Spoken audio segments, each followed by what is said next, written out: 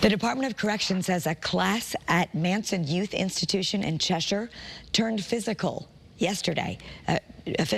Tuesday. Officials say an incarcerated student grabbed a state school teacher right during the lessons.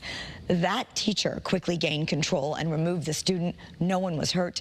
The incident's now under review while state police continue an investigation. Right now, the names of the teacher and the student are not being released.